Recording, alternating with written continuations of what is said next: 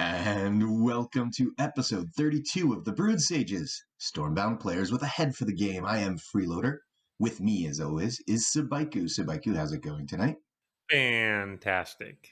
And a correction to that, it is early morning for all of us. We are the Brewed Sages, easily one of the, but not the best Stormbound related podcasts in production.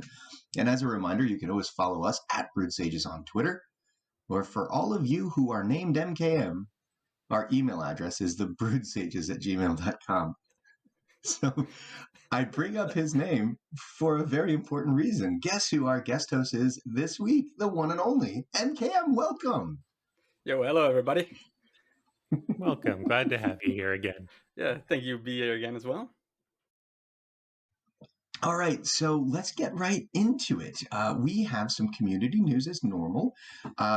We have the Draftbound tournament that Reckless told us about last week. It is still ongoing. It's not finished. Am I correct with that? And Emkaem has an update for us. Emkaem, what's going on? Yeah, the Draftbound is still up and running. And, there's a lot of things going on in the upper league.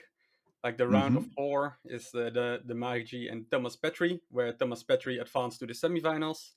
Helios and Fox battled each other, and Helios advanced to the semifinals as well. And they also have already fought their match, where Helios stomped Thomas Petrie 2-0. And I haven't seen the match. Yeah, so yeah, Helios is a beast. I've also was put to the losers bracket by him. And he is a bully with his drafted deck. So he's currently in the finals, just waiting, I suppose. Like in the losers bracket, there's a lot of people who still need to do their matches. None other than Artis Rue, myself, and Undead Ghost, and the losers from the round of 4. So I think if Helios is lucky, he can play the finals in about a week or so. Because everybody in the losers bracket is just trying to battling it out. Yeah, he's gonna get rusty. Yeah, he will just ignore his deck and then just play something completely else and lose because he doesn't have a really good deck and he forgot about how to play it. Yeah, it's gonna be fun, and yeah, not much to add actually. We also have another tournament that just started up, right? The Faction Heroes tournament, and you're part of that, right? Tell us about that.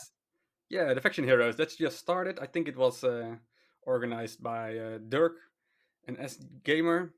Maybe I'm missing someone. Sorry for that. But they made a tournament, Faction Heroes, where you can sign up, or you could have signed up for a faction like Winter Pact, Ironclad, Shadowfan, and Swarm. And you have to battle out in mirror matches against people with the same kingdom and just try to get the most wins. And then the person with the most wins is obviously the champion of Ironclad and the champion of Winter Pact and so on. So that's probably not a place where Winter is going to be running a lot of like Ice Flakes, for example. That's a lot of Jev bait. I think Ice Flakes, you can do it, but you have to have so much balls that I think you just I'm not sure what cards are like banned, but I don't think Savannah is banned. So I think you will just see a lot of Savannah's high rolls to advance in the early game. Yeah, it's gonna be painful. Whoever draws Giovanni first is gonna have a big advantage for sure. Yeah, and everybody will be packing an execution as well because Ice Glacier or Glacier Spellis will be in every deck. So it's gonna be really mad. I really hope to see some of those matches on someone's YouTube stream someday. Which faction are you entered in with? I'm Shadowvan. Yeah, I have been pretty rusty with equals. Like I think the draft bound was the prior dwarf bound like a half year ago was my last equal tournament I participated. So yeah, I just do something I'm comfortable with. And in the past, I've did a lot of funky Shadowfen high curve decks and went really far into the brackets with everybody surprised. So I thought like, maybe I can do it again. Maybe people forgot. Nice. Well, good luck. You're not playing Rain in yours, or are you? I have no clue what I'm playing yet. I will just swing it. when I do a match, I will. The rules are very easy. You can just do whatever you want. You can even change, I guess, your deck in between the match. Well, not during the match, but after a match is won or lost, you can just adapt and then battle it out again. So that's very convenient. Sweet. So I think, yeah, Reign of Flux is pretty scary with everybody running in Obsidian Butchers. But Yeah. yeah, I'm not sure. Maybe everybody's at least playing Toad. Yeah. I will give the shout out to Zimu for this because I think he is my personal hero. But in the first month of memeing in the Heroes League, I queued into him for what must have been like the 12th or 13th time. And I didn't realize that he had changed his deck. So I saw him drop Bragda, and I'm like, okay, it's now safe for me to play my Rain. And the following turn, he completely base locked me with my own Rain pieces because of Klaxi. Like, Oh, nice. What? Where did this come from? Klaxi surprise, yo. Yeah. Oh, it was mean. That's painful. Right. So that brings us into our main topic for the week. And our main topic this week is, of course, this is the BS Meta Report episode. We have our meta report for May out.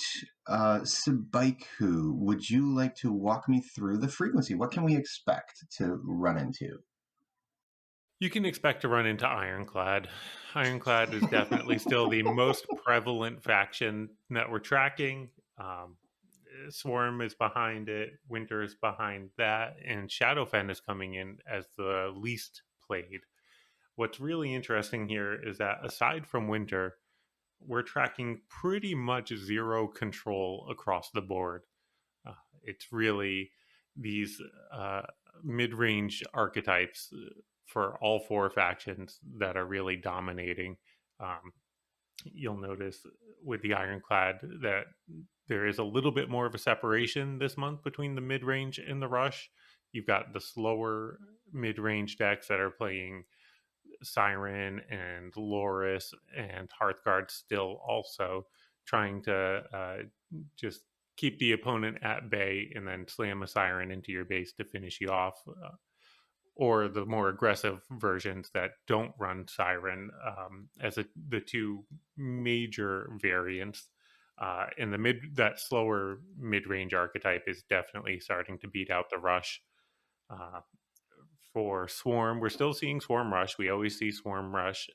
It's, I'm sure, still doing pretty well against these slower mid-range decks. But the mid-range Zuri variant is definitely taking over, and most of the meta on the Swarm side. And Shadowfen, it's really just mid-range, mostly with Bragda, not so much Bragda and Klaxi, I would assume. But if you're getting greedy, definitely surprise your opponent with that.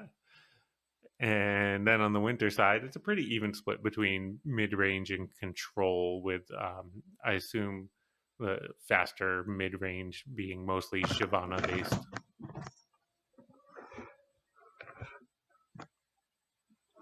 Sorry, I needed to pick that in. I do. All right. Well, he was going to make a jump. I just, people ask about Cat Loader all the time, and he's still spry at 16 years old. He can make the jump from the desk to the bed. So just wanted to give him that. I think it's interesting that we have finally, by the way, this is the third month in a row where Swarm Rush is not the dominant archetype for the faction. And I find that very interesting.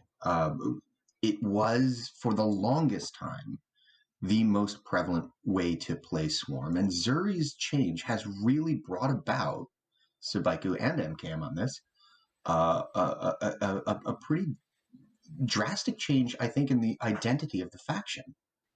I don't think that's Zuri's change that necessarily did this, though. Like, Zuri's change was adding Vitalize to the mechanic where the strength buff as Zuri flies over the unit. That's not that impactful, especially not when you're talking levels 4 and 5. That extra 1 strength a turn, it's nice, it's a bonus, but it doesn't happen that frequently, and it's not that impactful to the game. What it really did is just got people to start playing Zuri And then people realized how good the Dark Harvest change was. Mm. And I think that that's really what makes the archetype work, is that Dark Harvest is a beast of a card right now. Yeah, but it was already pretty old buff to Dark Harvest, right? Yeah, I Yeah, was it was. Yeah. When I was looking at the BS meta reports, I always was really confused. Like everybody was putting mid-range swarm, like the Suri and stuff, really low, and I was like, why are people doing this? Like I rushed a second player to in the Heroes League the first month with a swarm, Suri, Dark Harvest, all those kind of things, and I don't think like Suri was even buffed by then yet, or was it? No, it was buffed. Yeah, Oh, it Back was yeah. then, buffed yeah. then. But it was even. I was playing Suri before it was buffed, and then Brazosa, and I was like, "Well, you're gonna buff your favorite card in Swarm? Okay, I take it. I take it. It can use a small buff. Why not?" So yeah, I think it's finally catching up to people how super strong it is, and especially with the Dark Harvest, you can just chip down and do crazy things. Yeah, you get to chip down your opponent and clear the board of their units at the same time, and that's pretty powerful. Yeah, I think that Brzoza has kind of hinted at this once or twice that when they nerf cards, the meta seems to swing a little harder than the nerf really is. And I think that case in point on that would be Ubis, right? Like Ubis play rate has dropped off the face of the earth for a card that really is still basically just as good as it always was. But the nerf drove kind of everybody away. And I feel like to Sabeku's point, the buff to Zuri might have done the same thing. It brought a lot of people to a deck that was pretty good already ever since Yeah, the Dark Harvest buff, but nobody was giving it a fair shake. And now suddenly everyone's like, "Oh wait, this is good." Now, yeah, exactly. I will say the meta is better for that deck right now, Okay. right? Because things have slowed down dramatically, especially the Mm. Heroes League and Diamond. That deck does not play defense very well, aside from Dark Harvest. I've tried slower versions with like Broken Truce for additional defense, but it's not great. You really need to be able to take advantage of setting up your units. You don't have a lot of stuff that moves, right? Like, if Doppelbox, Head Start, Lawless Herd, if you're playing any of those things, you're not playing as much defense against a rush deck as you would like. It really requires you to uh, position well and set up, and that's a lot easier into these slower matchups than it is against a game where your opponent's trying to outrush you nonstop. I think that's true, right? We're definitely seeing, I believe, an over dominance of mid range as an archetype right now, and I can't tell yet whether it's intentional, that this is kind of what Sheepyard's vision for the purest form of play in the game is, or if it's um, just this is what this is kind of where we are in terms of balance. But the lack of real rush representation outside of, I mean, there is always some reckless rush, but reckless rush was always kind of special. It did well into winter control in surprisingly well for a rush deck. But outside of that, there's no Shadowfen rush, really seeing play, and obviously no winter rush. The Even the Ironclad rush is very mid-rangey. It's an aggressive mid-range deck. There's differentiation now, but great. And so without a good rush population to prey on, control can queue up and just run into mid-range after mid-range after mid-range. And to Sebeku, your point, all that's happening is you're definitely trying to control the board as long as you can until you get hit with Siren the first time, and then you realize, well, the next Siren, I'm dead. What do you do? Yeah, I think Uh, Siren is totally pushing back control decks. Like oh, you for like sure. like your control decks could just destroy like mid range, but the aggro part of the mid-range decks is so extremely effective with cards like Hearthguards and Unstable Bolts. You got the Siren, you got Suri, Dark Harvest, Forgotten Souls with the Bucks buff, and like Control cannot completely deal with all those kind of things that well. So I think Control is, yeah, you're gonna get some more greedy. Well, we already spoke, like the mid range becomes a bit greedy with a card like Sign of the Seas. Yeah, And imagine being in a rush environment where there was a healthy like third of the meta playing rush, and you queue up a mid-range deck with Siren in it. Like, when is that going to see play? never. Right? Right. But there's so little rush right now that you can make that choice. Yep. Right? It just incentivizes the mid-range decks to go greedier and greedier to try to put more value on the board than the other mid-range guys are doing. Right. It's a like a new like an arms buildup, effectively, right? I need a bigger hitter than my opponent is putting in their deck, Yeah. and I feel that's kind of where we're at right now, though. No, Right. I have Hearthguards. You have Hearthguards. Well, let me put a Siren on top of it. Yeah. How do you like me now? And then yeah, you just how do you walk like in that? from the middle of the board, dealing 9 damage, and then just laugh, spam an emote, and Well, but it's funny how so I've been playing this winter, what I'm calling a winter rush deck, but it's really more of an aggressive mid range. It caps out at 5 mana. There's 2 cards at 4 mana, 1 card at 5 mana. Everything else is there's a single 3, and it's all everything else is 2 and under. The single 3 is First Mutineer to give you an idea of how aggressive this is.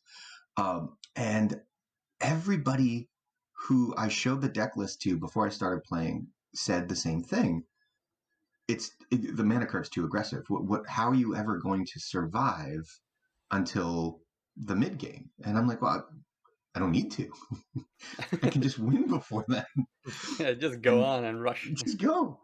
And that's what's happening right now. Is it's actually so much of the mid-range meta is getting so slow and so greedy that being able to win a game at mana 8 or 9 is very viable suddenly. I would not be surprised to see Rush start to creep its head up. Maybe not yet, but soon, because what's out there in terms of mid range is too slow, I think.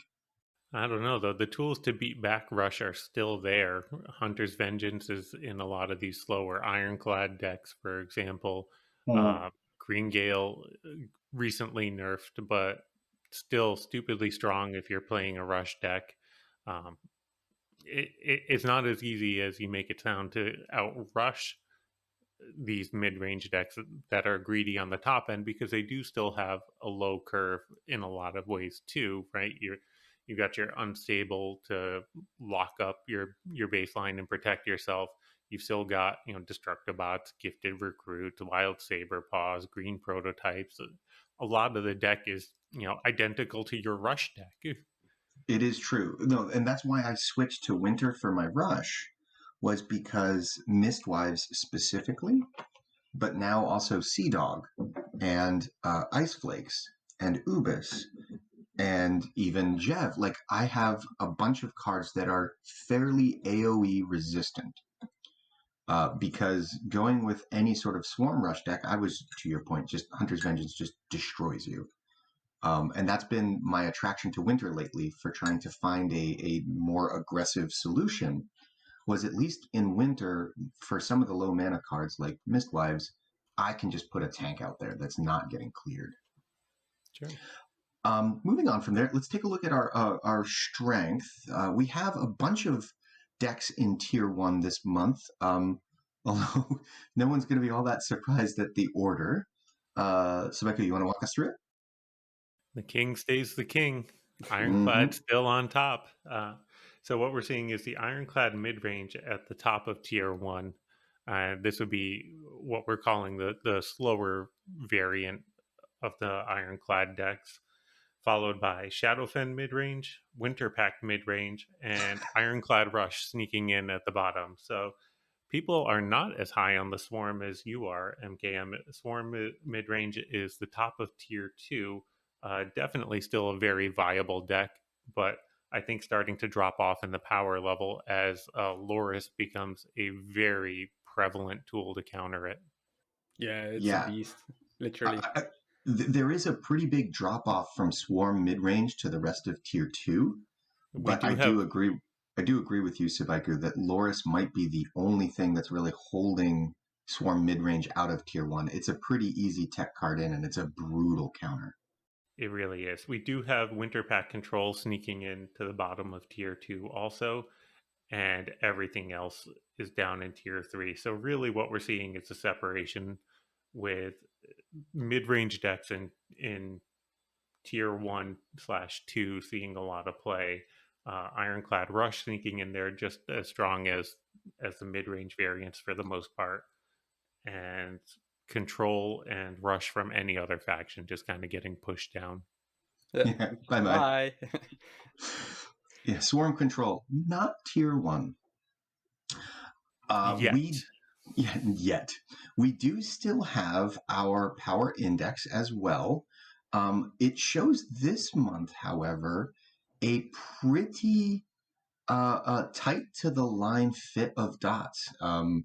The play rates are starting to really match the power levels for each of the decks, which I think is interesting because we had a pretty wide spread last month with it. If there is a deck that is going to be claimed as overplayed, and I know we're not really shocked about this, it would be Swarm Rush. Not a huge surprise because for people with lower level libraries, it is the de facto best archetype to play in the game and be able to be competitive in higher leagues. So aside from that, with that. Yep. Even the Swarm Rush is getting a little mid-rangier. You're seeing less of the straight Reckless Rush and more Reckless Rush with Zuri on top to try to add a little bit of value and a little bit of staying power to the board. Yeah, I even saw a Reckless Rush with Bucks, which I was surprised by. But you know what? When you can spam lots of units, Bucks isn't terrible. Yeah, you only need 2 and 1 big unit to tank, and then well, good luck with your Forgotten Souls next turn. All right, so overall, guys, how do we feel about the meta? I'll start with Emkaem because he's our guest host, and then we'll swing over to Sabaiku. Emkaem, how do you feel about the meta right now? I think it's like 2 things right at the moment, because we are comparing this month with previous month. So we have like a few changes where I personally don't think it has been that impactful. Like I remember the Swarm Callers was buffed. Well, I see it sometimes now, not being really excited about it or like, whoa, now I'm dead because this dude is stacking into Swarm Callers and whoa, cannot counter it. It's so much value. It's insane. I don't know what the other buffs and nerfs are anymore. And the new cards, well, those don't impact the meta that much. But I think the biggest change as well is the whole Hero League's scoring system that has been changed to only lose 5 or only win a minimum of 5 crowns, only a maximum of 10 crowns losses. And that has been a minor spark back from the past where everybody was playing in the playground from Diamond 1. And I think that's what was most what I'm seeing the most is like people are just trying different kind of decks again. I see a lot of more Winter Pact, and that's also I think the people are experimenting a little bit more. The meta is becoming more slow mid-range. So Winter Pact obviously says, hello, here I am again. Time to show you what Control can do, and well, how do you like to play against 40 mana on turn 5? I think you like it. So yeah, I see a lot of kingdoms everywhere. I see even Klaxis like Freeload is said, and it's like, what? Why are you a top 10 Hero League player playing Klaxi? Like I didn't expect Klaxi in the top 10 deck, for example. Because I can. Yeah, and I think people are a bit more like previous mod. Everybody was like, well, if I'm gonna switch out of the meta, well, I'm gonna be crazy like the Mirk or something, trying to experiment with a different kind of deck while I'm in the top. Because you can just lose so much and then you have to grind another couple of hours to get back to the same point. And now people are Right. like, well, I can just experiment with switching this card out for something else. And then they find a better local Optima, which is really good because people are now experimenting and differentiating small things into top tier decks. Right. So that's Yeah. what's really surprising, and it's super frustrating because, well, you get your pants down when somebody plays Klaxi, and you're like, "Oh, come on, dude! Why do you play a Klaxi? I don't like this." And then, yeah, you draw your Siren, but the game continues. But yeah, yeah, You're in No. trouble. basically that. Yeah, and No. everyone is running Siren of the Seas as So a much finisher. Siren, so much Aloris. Yeah, Loris as well. But Yeah, I agree Loris with is. you. Now, experimentation isn't punished as much as it was early on in the Heroes League. You do see people actually trying things out, trying to optimize their decks, which is great to see. And you're still not running into a ton of wildly off meta stuff, but as long as it's mostly viable, it's something that you can play, and that's great. That's, I think, where we want to be with the game as players, at least. I don't know what CPR's goal is there. Yeah, I think with a win rate of 66% to actually continue going up, I think that is a lot of safety net for a lot of people, and a lot of players who are in the top 50 in Hero League play often against Diamond 1, Diamond 2. So, yeah, oftentimes they don't have optimized decks as well, maxed out cards. So, if you are facing them with a tweaked top tier deck, you can still squeeze in a 66% win rate. I want Yeah, to go back easy, to easy.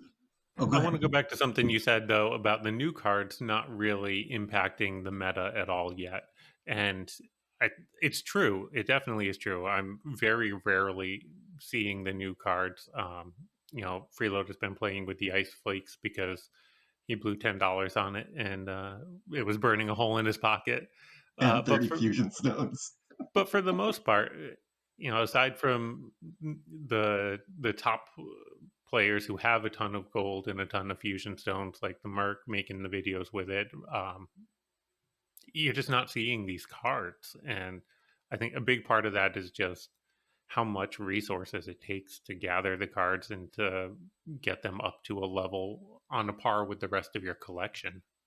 Yeah, exactly. Yeah, even for people, well, the Mirror is an exception. Maybe I'm an exception as well. If I wanted, I can get it maxed out easily. But I think even if you just buy a $10 spec, you get like a couple of copies.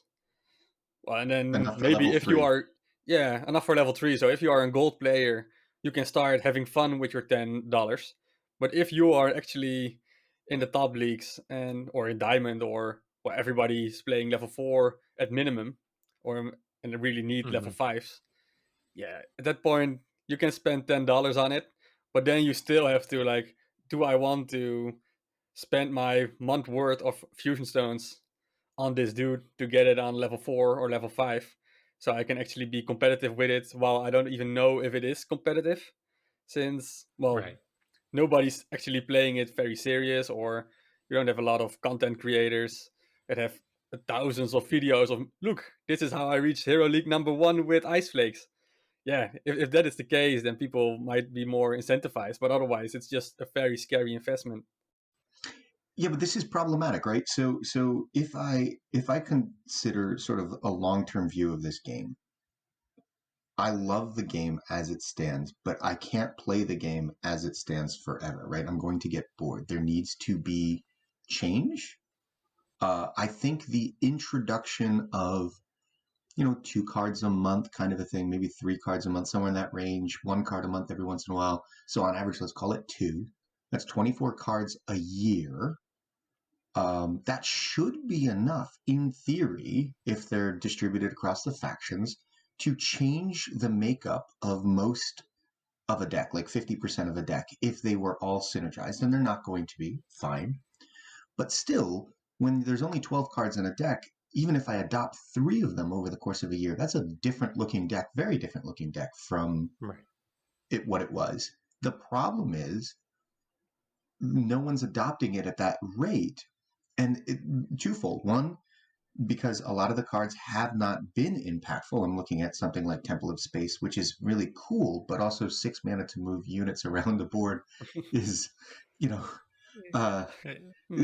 maybe not, but beyond that, I think Ice Flakes is an impactful card for aggressive winter decks.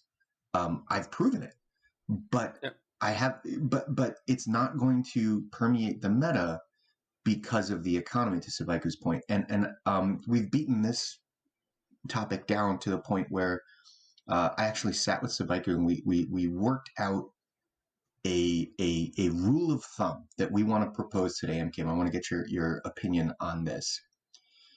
If this is going to work out, if Sheepyard's investment in this game is going to work, at some point they need to start introducing cards that can shape the meta and change it enough that the game continues to feel fresh, so that new players have something to aspire towards, and old players like yourself and even us at this point have something new to want to get and play with, right? If the economy limits the ability of the meta to adopt a new card within 2 months, if we can't do that, if the meta can't get a new card and within 2 months have it permeate through the meta and now everyone's playing it, then all the hard work that Sheepyard puts into designing these wonderful new cards is kind of lost, because it never actually freshens the game up, and players will leave out of boredom.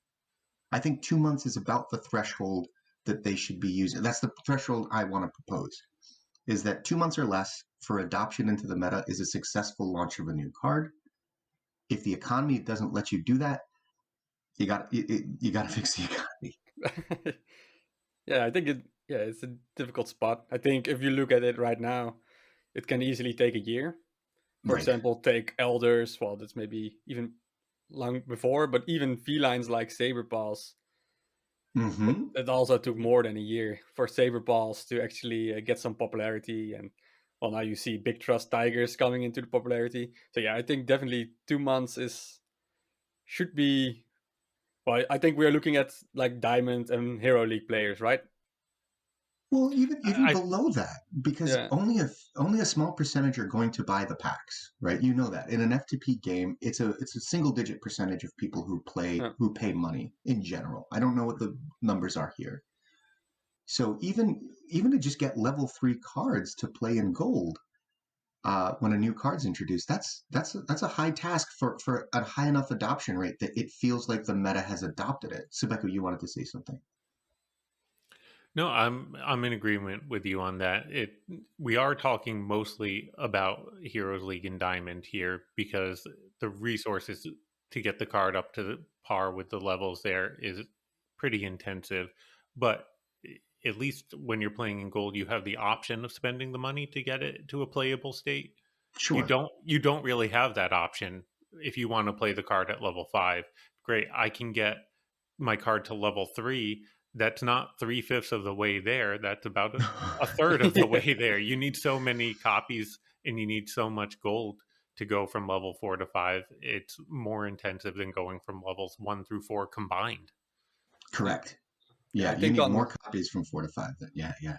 So that actually disincentivizes people to spend the $10 when they're playing at the higher leagues, because they're like, well, why bother? I'm spending $10 on something I still can't even play yet. It's fair. I want to adopt these cards, right? Like, I spent the $10. I then put 30 fusion stones into it to get it to 4 because I want to adopt these cards. I want to champion them when they come out. I'll break the bank. And on top of that, I'm fighting an uphill or upstream battle here. I'm one of the few people willing to do that this month. I'm but a drop in the sea. And if we want the meta to really adopt these cards, they need to be much more accessible. So moving on from there, card diversity is kind of one of the things that we want to touch on. I think this touches on it a little bit, But the other thing I wanted to touch on with card diversity was we still have a lot of guns, and I don't think that is necessarily going away. I do think we've seen a drop in the guns for the 3 mana slot, Sabaiku Emkaem. We're not seeing as much MERS, and in fact, Yeah. I wouldn't even say that Westwind Sailors has taken over that spot, but I'm seeing a lot of faction 3 drops instead. Yeah, which is good. yeah, and I think Big Trust Tigers takes Mhm. in some love as well as a 2-drop. But yeah, I don't see often that many 3-drops. Yeah, you always have your Green Gale and Right, of course, and Helio Troopers. The 5-drop spot. I think if there's one spot where we're going to point at and say where are we still seeing a lot of guns? Yes, we got rid of Ubis, and kudos to Sheepyard for that. But Loris just basically slid right into the same spot. And I'm a little concerned that we're going to play a game of whack-a-mole where the play rate of a 5-mana neutral just skyrockets to the point where Sheepyard feels like they have to nerf it just to get the play rate down to a manageable level. And when I look at like 4-drops, for example, Emkaem, you play one of the few factions that likes neutral 4-drops. Nobody else does. Scrap Planners is out there, Toad, Witches is out there, Giovanna is out there. All the other factions have really good 4-drops. Your Zuri deck runs Edric. Yes. Edric is a very good legendary, neutral, very strong. But all the other factions have such good 4-drops that it doesn't matter that Edric is good. They prefer what they have in their own faction. We don't have that with 5-drops as much, right? 5-drops. Yeah, you got Elof, Mhm. Zuri, but Yeah.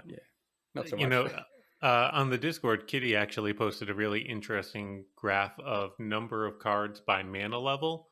And Ooh. you can see a smooth curve. You know, obviously, there's not too many 1-mana cards, but starting with 2 and coming down as the mana cost increases, you get fewer cards, which makes sense because you don't need as many cards at 9 mana because not too many people are playing a ton of 9 mana cards. What do you mean, Siren? But in the graph, there's a dip there at 5 mana. There are just fewer 5 mana cards in the game than you would expect based on how many 4 mana cards in the game there are, for example. So just having a little bit less of a pool to draw with at 5 mana, having some of those cards be limited function. I'm thinking like Shadowfen cards, like Obsidian Soul Butchers, Crushers. Soul Okay. Crushers, Yep. Amber Hides, right? Like right. Yeah. Amber Hides and Obsidian Butchers, you're not playing except for in a very specific kind of deck. For example, they're not like a fluffy bad boxers, which you could just throw in wherever, and it's kind of okay. Fluffy's a specific kind of deck, but okay. I was going to say Heroic Soldiers, and I was like, no, wait, go with the good one.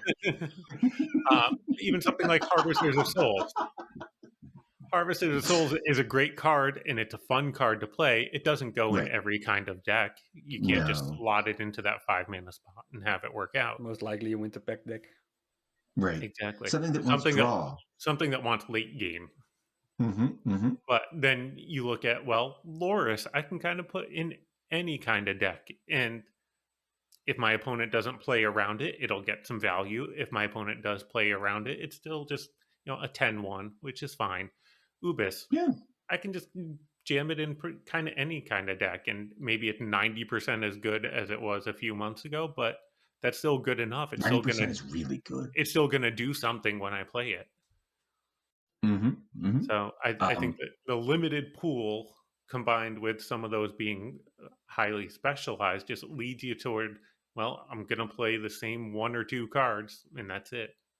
Right, and this brings us full circle right back, right? Even if tomorrow Sheepyard says, "Got it, Kitty. Thank you for this data. Here is a awesome 5 mana Swarm card or Shadowfen card, whatever it is." We're going to try to take some of the play rate away from Loris by introducing new, really good 5-drops for each faction because there's not enough in the game. It's going to take months for that to actually ripple through, right? Like not 2 months, not 3 months. It's going to take a long time for new 5-drops to come through. And if Yep. it's a legendary, even more, right? Yeah. Ouch. Yeah. I Yeah, think no, that's they a really need good to point. continue like the small nerfs on the neutrals, like they did on Ubas. I do like it, but I do think they need to look even more into how can we actually make the 5 drops kingdom specific, like very useful. Like Obsidian Butchers is a really obvious place, but a card like Mhm. Petrified Fossils, well, A card like like what? I'm sorry. yeah, exactly. It's like it's even older than us. No, it doesn't. This card doesn't have a place in existence. Yeah. And No, yeah, true. things like that. It's just like, well, we need to, if you want to diversify the decks, like go wild with command everything swarm related. So like token swarm command, like Forgotten Souls and Herald's Hymn are only focused on, well, I put a big ass unit on your baseline and now you're dead. Well, Petrified Fossils looks like a card like, all right, let's just command everybody forward. My Dread Fawns, my everybody. Yeah. So if you He's just can too try small a to, body. yeah, the whole card needs to be redone to make it something like that work. But if they use those 5 drops to actually make an impactful change where you open up a whole new deck art style, then Mhm, you can mhm. actually experiment a bit more. And the advantage of having those buffing those kind of cards is people already have copies for it. Right. Right. Right. And I think that's kind of the situation we're in right now, right? Until the economy gets fixed, the balance changes have to handle refreshing the meta. Introducing new cards won't do it because of, well, how onerous the economy is. So it has to be either, buffs to existing cards or nerfs to existing cards. And as much as I'm happy that Ubis got nerfed, and I'm happy with the nerf, if they now nerfed Loris and Siren, it's just going to feel like there's just a general deflation of power within the game, which, Right. I mean, is fine. I guess it's better than power creep, but Yeah, is it really what we want for the game? yeah, it's tricky, but you don't Yeah. want to Yeah. have overpowered cards. No, No, no. you don't want So overpowered cards, but you don't want to introduce new. You don't want to introduce a new meta. You don't want to introduce variability in the game and refresh the game by just decreasing the power level of the yeah, cards I think it's either. just That's also not great. painful, right? You have spent like freeloader does every month on something, and then it just gets crushed into the ground. Like, all right, now you have to try something else again. Hope you enjoyed Mhm. the investment of all your fusion stones on it. There you go. A way to get Shadowfen away from playing Loris. Make Chestnuts 5 mana. That'll work great. All right. Yeah. All right. We ask this every week. Let's ask it again. How's the game going for you, Emkaem? I know a couple of months ago you actually reached out to us via email and asked for ideas on how someone as old and curmudgeon as yourself in this game could feel refreshed and renewed in it. We gave you some ideas, playing an alt account and stuff like that. How's the game for you right now? Uh, yeah, it's getting better. Like the Hero League adaptation was pretty tough. Like I was looking for something new, and when Mm-hmm. Hero Leagues came, it just removed the thing I liked the most of Stormbound, and it was the playground. So it Mm-hmm. was Mm-hmm. like, yay, here you got some Hero League, and then it was like, what? What did you do? Did you just destroy my baby? Like, thanks, Sheepyard. So yeah, that was something different, but I do like to tend to do the hero race to Hero League every early Mm-hmm. month. So, well, things like that. Just it's only 1 day investment, and you just go try to reach Hero League, the first player in the world. But also trying out more tournaments at the moment, like the Draft Bound, and picking these kind of things up, and have a lot of fun in the Gold League with my alt account. And Nice. I think that's the Excellent. best. Just starting out a whole new account, and it's very interesting since like the economy is in a bad spot if you want to go from level 3 to level 5. Mm-hmm. But when I started this game out, it was horrible to get to level 0 or level 1 or no collection to level 3. Like the onboarding and getting all those cards and all different kind of combinations, which you won't likely use anymore in the Hero League. You can just try and experiment in the Gold or in the Silver League and just have so much fun. So that is really good. So hopefully they can also smoothen that out for the Platinum League. Which, and Diamond and HL, please. And Sebeku, well. how about for you? How's the game going? We've really covered a lot of it already. It's still fun.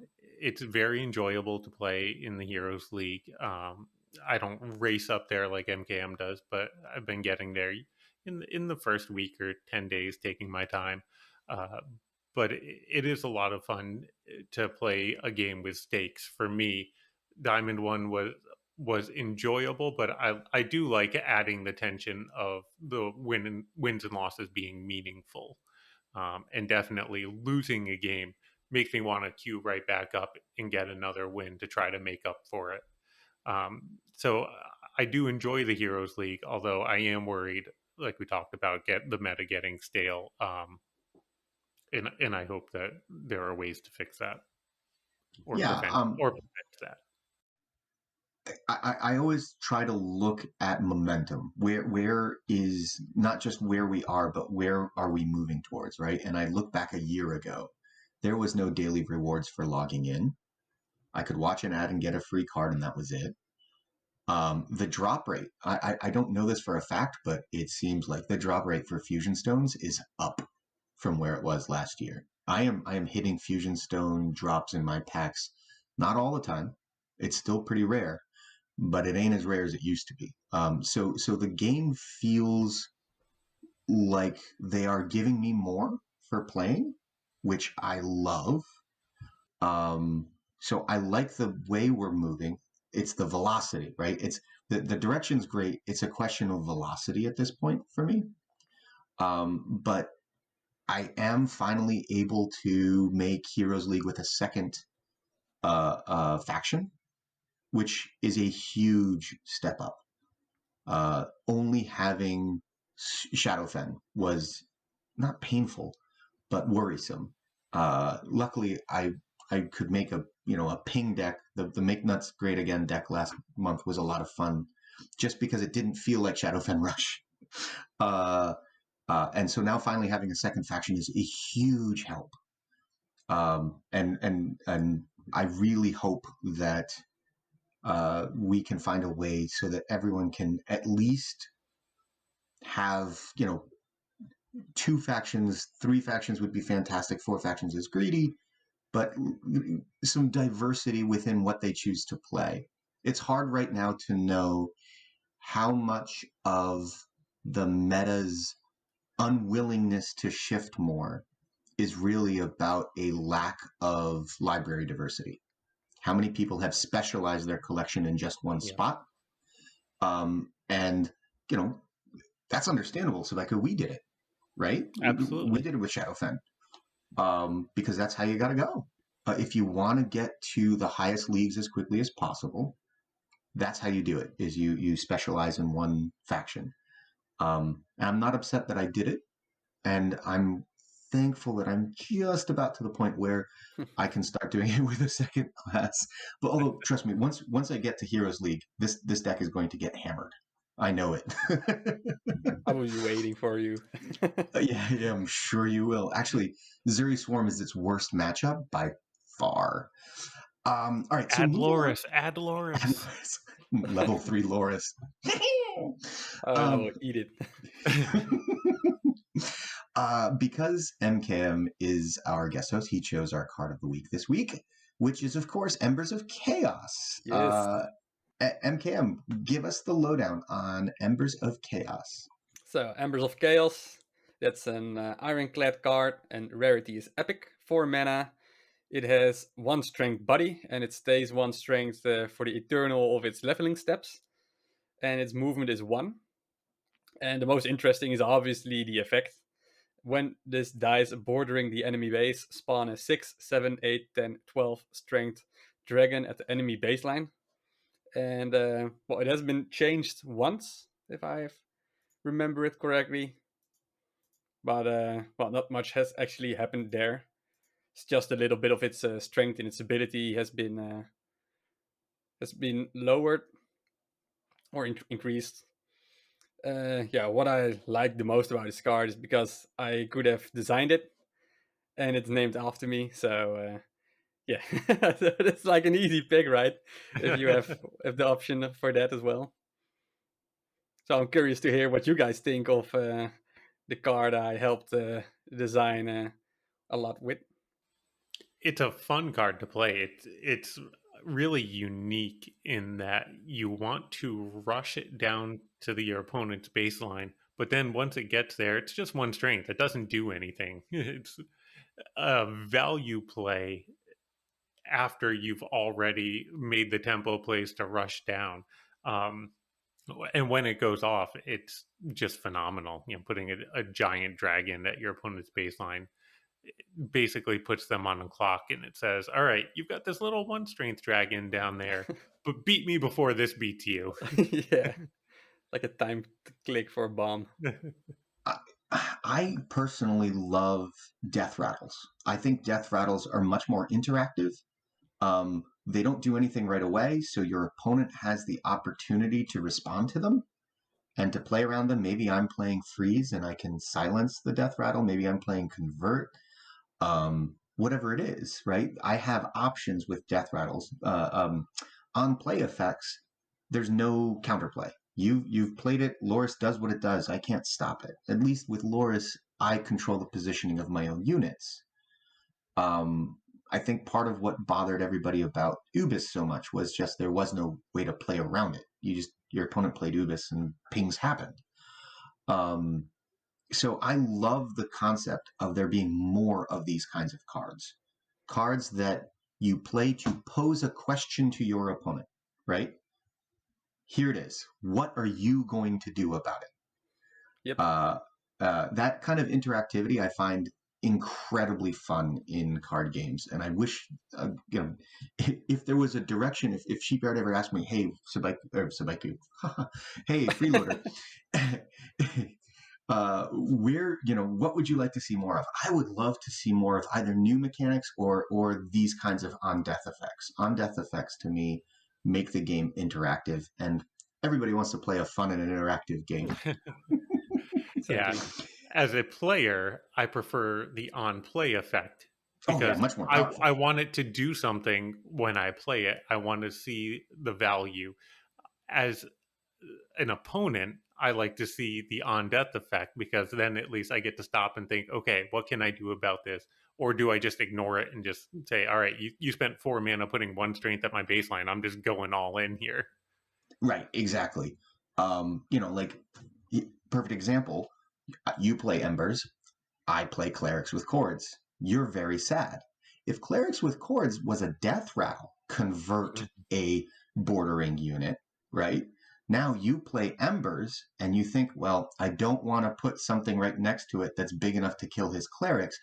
There's this counterplay, right? Play to counterplay kind of play. And now suddenly I've got to find a way of killing my own Clerics to remove the value. Like that's what I want to see more of. That's fun. But as it currently stands, Clerics with Cords ruins this card. Luckily, it's not a meta card being played right now, but Clerics is really rough.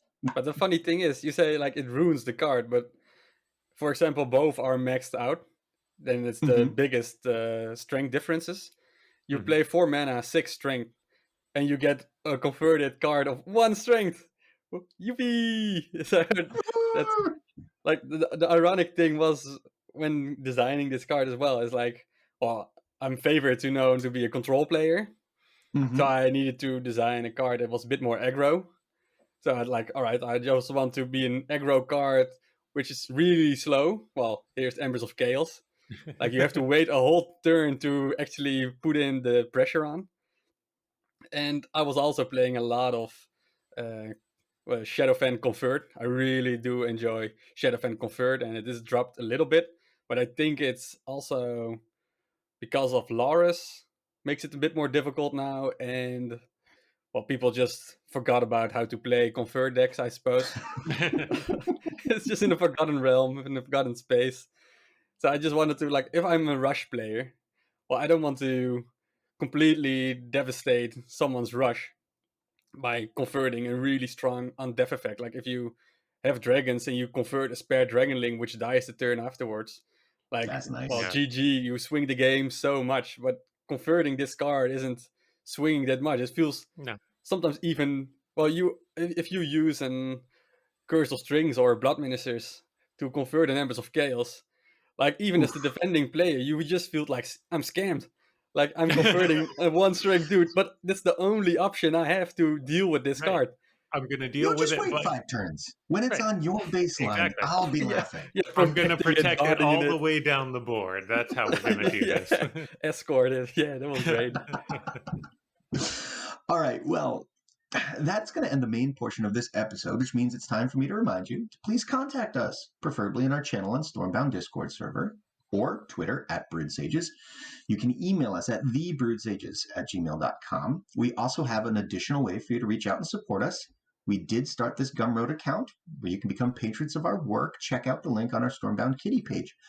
This week we did hear from Nightly Herb, who reminds us, kindly link Reckless's guide on Stormbound Kitty for us. We forgot to put it in the show notes last week, and I'm so sorry about that, Nightly Herb. That is my fault. But that I will rectify it this time, I promise. And that's going to do it for this episode. For Subaiku, I am Freeloader. We are the Brewed Sages, reminding you to stay hydrated. Thanks, Emkaem.